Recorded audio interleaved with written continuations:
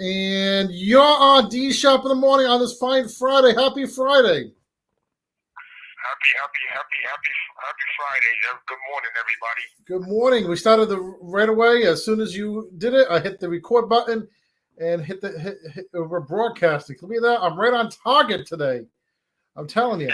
I think I had to shop at Target after the show. I don't know. Anyway, um, hey, if I can make people laugh at least one or two times per day, that's a good thing. So, what's your topic of conversation, Mr. Eric? Today it's a Derek and Eric show on at least 2 3 days a week. So what All is your right. topic today? You hold it. You hold the fort now. Well, I today, I was just talking about. I wanted to discuss, just finish off a little bit of what we discussed yesterday, and then move on to something else. I wanted to talk about, like we was talking about the Tyree Nichols situation, and it takes more than just one of us as people to come together. And like I said, it's about humanity. We all love we all love people. We all have loved ones.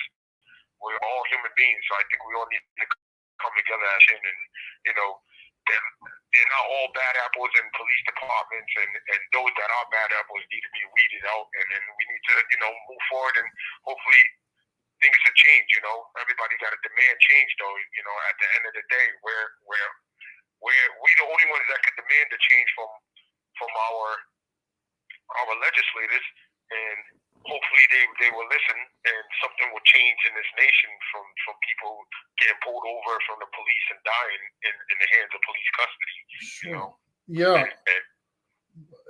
So You know what? Like I like that. I like what your message is to come together. I did a remake of a song last year with my fellow singer, and I'm not a singer. Like I don't know if you know Jimmy Fallon. Jimmy Fallon's not a singer, but he does sing on his show. I'm not a singer by profession, but I do sing a lot. So last year I did a collab with my friend Trina. We are the world. We are the world. And if the message in We Are the World is, come together as one, you know what I'm saying? And and we all got to come together as one. We can't be divided anymore. Like all this stuff that's going on. We all got to come together as one and solve the problem together. exactly. It doesn't, like I said, like I was saying yesterday, it doesn't matter if you're black, white, Spanish, orange, purple. We're all the same people. You know what I mean? Like, we're all a human race, and that's what really matters. We all at the end of the day have the same hearts. We bleed the same. So we need to really do come together. There's a lot of things going on in this world that separation doesn't get nobody nowhere. Division doesn't get nobody anywhere. It needs to be a unified love on all fronts. I love all human beings. I based on, like Martin once said, Martin Luther King said, I judge person based on their character. You know what I mean? And each individual is unique with their own characteristics, So Sure. I judge a person based on their character. And even then, sometimes, you could assume something is for certain people before you get to know them, and then you listen to the person and you say, you know what, I kind of actually like that guy. You know what I mean? Or I actually kind of like that person. Well, So what's funny you so say you it. find out you got more things alike. Sure, like even my family and my immediate family, like I was raised Jewish, but I'm not too religious anymore. So my parents respect that, but we all come together because they're very religious. My sister converted to Christian Science. My kids are Pentecostal, but all under the same roof, we can unite as one. I mean, you could have difference of opinion, but you could still unite as one at the end of the day. Like me before the pandemic, my friend was more. Well, he's still more towards Republican. He's independent Republican. I was more independent Democrat and liberal, but we both came together as one. Now, during the pandemic, after the pandemic, I shifted more towards the conservative side, anyway. but Yeah, but but that's like. See, and I tell everybody when it comes to politics, we shouldn't divide each other. I believe that. exactly. At the end of the day, come together.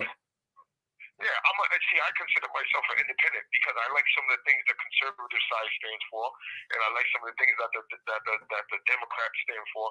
So I go right down the middle because I absorb all politics. Sure. So I don't just lean one way. You know, I might lean a little bit to the left a little bit more than I lean to the right, but I still respect each side's ideology and their beliefs. And you know, I could take some of both from. I could take stuff that I like from both sides and say, you know what, I'm an independent type of person when it comes to thinking, and I don't go for one thing too much and just be considered totally shut out the other side, because you need opposition. You need sometimes to be able to see things from other people's point of views and perspectives. Well, for me, that's how I move through life. I like to listen to other people's perspectives and opposition to other things, so that way I could just see things from different dynamics. You know, you can't be tunnel vision. Like my son's mother, you know, she's Italian, and she was a MAGA supporter all the way. Like, she's just like, and you know, we had good conversation, and we didn't agree because I like some of the things that like I said, the conservatives stand for, but some of the things that Trump was doing, I wasn't all the way sold on it. Sure. So, you know, me and her had our disagreements, but then at the end of the day, we bickered, and I said, you know what, let's not destroy our relationship, our friendship. We knew each other for 20, 30 years over some type of politics, you know what I mean? Sure. Because it's bigger than that. We have a son together, you know, it's bigger than that. And, you know, we have more things, you know, we have way more in common than just politics, you know what I mean? So, you know, I had a... Now, on that same token, what do you think about Kanye these days? Well, he's just, you know what? I don't know what he's playing into. What his why? I don't understand why would you make such comments and hateful things like that, and then like I just seen him on TMZ the other day, and he's running around with a DEFCON with a Nazi symbol muscle shirt on his chest. I'm like, what is wrong with this dude? You know what I'm saying? Like, if certain individuals wronged you, all right, I can see if you're name dropping those certain individuals and you don't like what they did to you, but why would you paint a broad stroke of people as, you know what I mean? Like, that's racism, and I'm gonna call it what it is. There's nothing else more to it. You know what I mean? Right. It is what it is. It's hateful. It's racism. We're not gonna try to sugarcoat it, paint it. You know what I mean? Like any other way. It's ignorance for one, because if I have a problem, right, with you, I'm not going to say, well, you know what, the whole Jewish race, and you know, I'm a Hebrew. You know, we talked about this. I'm a Hebrew. I follow the Hebrew ways. You know what I mean? And I just don't like it. Me personally, it doesn't sit well with me. Some of the things. And me, I was raised Jewish. Excuse me, I was raised Jewish, but I'm not too religious anymore. So, but my parents are very much into the. They go to temple every, either on the computer, or they go to temple every Friday or Saturday. But they got more religious after the parents passed away, and they go to temple a lot, and they try to drag me to temple. And you know what's funny is I just fell out of religion for so many reasons. I just don't go to any religion anymore. But I respect my parents going to the. In fact, a few months ago, I was sitting after working late at night. I get a knock on my door. My parents send the rabbi over with a menorah to my house, and I sat down with the rabbi for a little bit. First time I had a rabbi in my house, you know. So, well, actually, one of my dad's good friends, he's a rabbi too. So, do you ever speak to any clergymen, any priests, or any rabbis that come to the prison? Yeah. There's rabbis that come by here, and you know, there's been we had a rabbi Joseph Murphy that used to come here. No, Joseph Murray. He was a converted. You know, he went from Catholic to being converted into a Orthodox Jew. Sure. And with me, like I don't follow organized religion, but I believe in the Hebrew way, because that's going back to the original people. You know, that's what I believe. I believe in you know, I've studied the Kabbalah. I've learned, you know, I've studied the Torah. I've read the Bible, the whole thing front and back. So I just go by the Hebrew way, the whole Hebrew way of life. When I wake up in the morning, I turn to the east and I pray to Yahweh, you know, and I Yashu.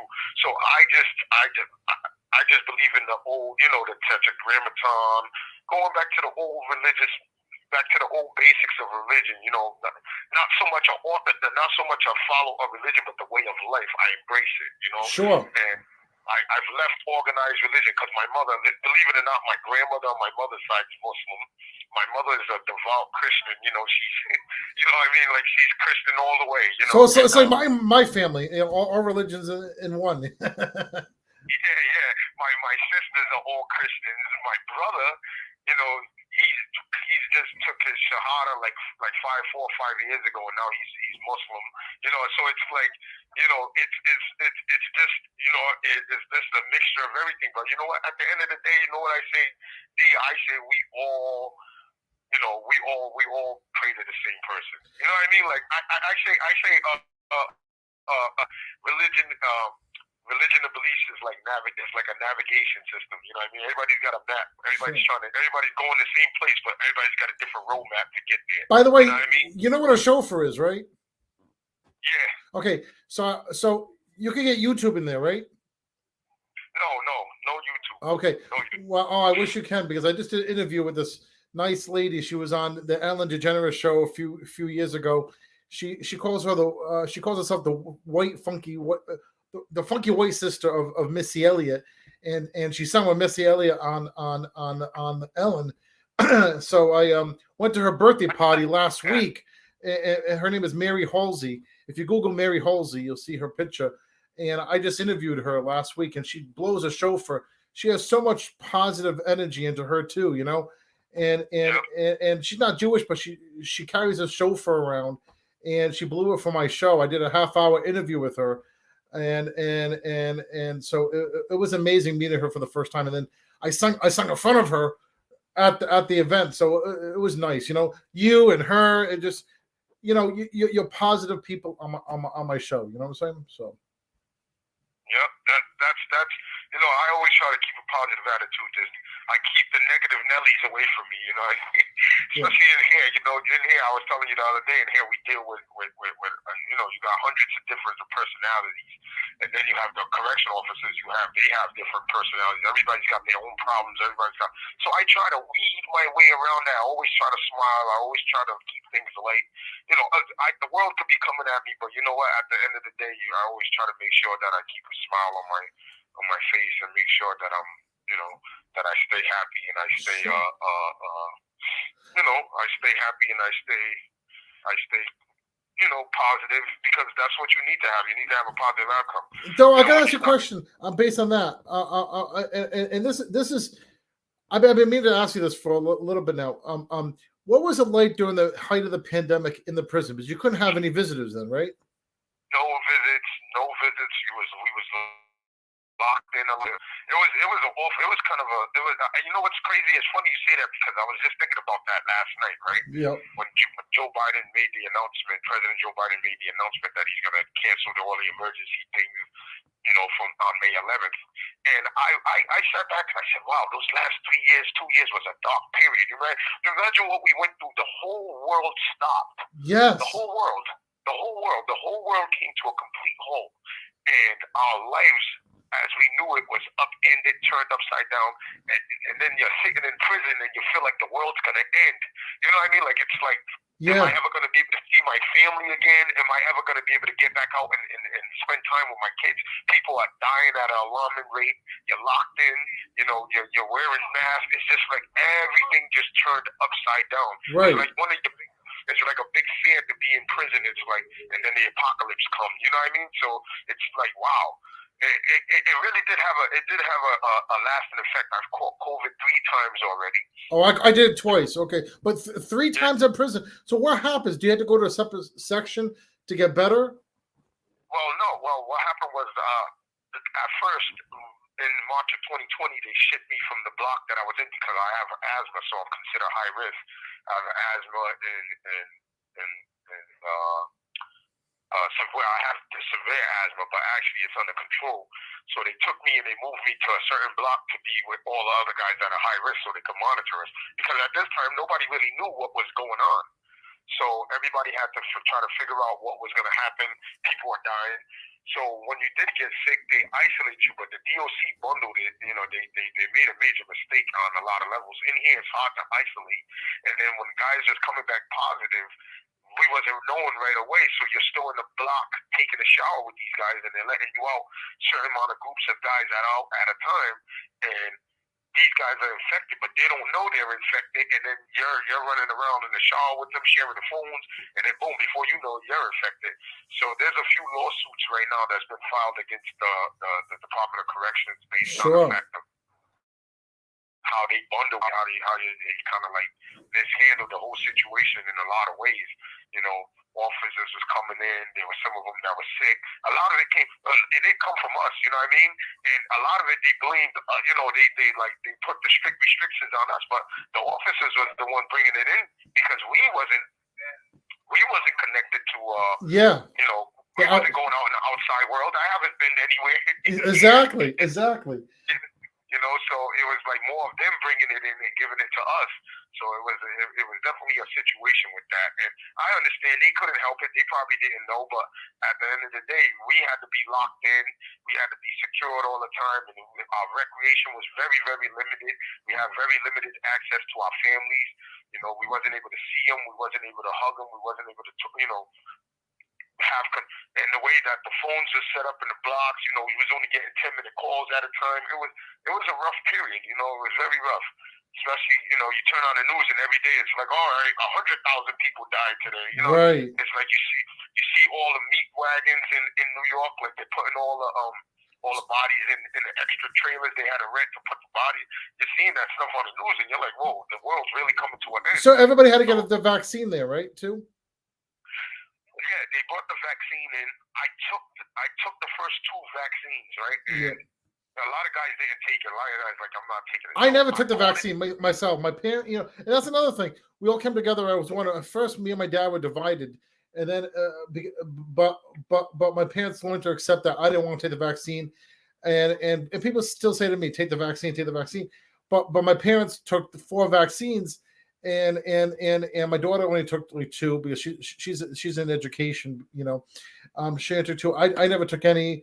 And the second time I got the COVID, I got it less, but my parents got it worse, and they got the 4 vaccines. You know, it's like you have 1 minute left. Yeah, that is crazy. Yes. What I did was I took the vaccine. I got it. I took the vaccine. Then I called COVID again, and I said I'm not taking it. Exactly. Brown, they tried to sell us the boosters, and I'm not taking it again. And I got another 2 times after I took the vaccine. So I know if I made it through the first one, I'll make it through another one. Call me in 2 days, and you could be on my Monday show, okay? All right, Rika wants to join us too. She wants to talk about the topic of the opioid epidemic and the effects that it's having. Okay. So, you know, hopefully we can touch on that topic a little bit because that is definitely a problem in the United States. So I'll text her the day for you to call back again, okay? All right. Thank you. Well, everybody out there, have a great Friday. Enjoy your weekend, and we'll touch base on Monday. Yep. Take care. Take it easy. Bye-bye. Thank you for using Securus. D Shap in the morning. D Shap morning. More to come here. Entertainment news. We'll be back.